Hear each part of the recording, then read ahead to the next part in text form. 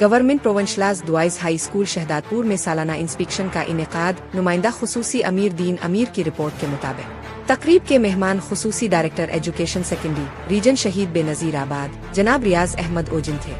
School पहुंचने पर head master server Rajput और स्काउट लीडर नदीम अहमद सहर ने दीगर अमले के हमरा मुअज़्ज़ज़ मेहमानों का शानदार इस्तकबाल किया और उन्हें रिवायती अंदाज में फूलों के हार पहनाए। डायरेक्टर एजुकेशन ने स्कूल के मुख्तलिफ क्लास रूम्स, लेबॉरेटरी और तालीमी रिकॉर्ड का मुआयना किया।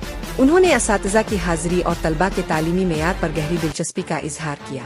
इस मौका पर खिताब करते हुए मेहमान खुसूसी रियाज अहमद ओजिन ने कहा, स्कूल में तालीमी माहौल और नज़्म व ज़ब्त मिसाली है।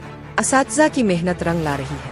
उन्होंने खास तौर पर स्काउट लीडर नदीम अहमद सहर की काविशों को सराहते हुए कहा कि स्काउटिंग जैसी सरगर्मियां तलबा में खुद एतमादी और खिदमत खुल्क का जज्बा पैदा करने के लिए नागुज़ीर है।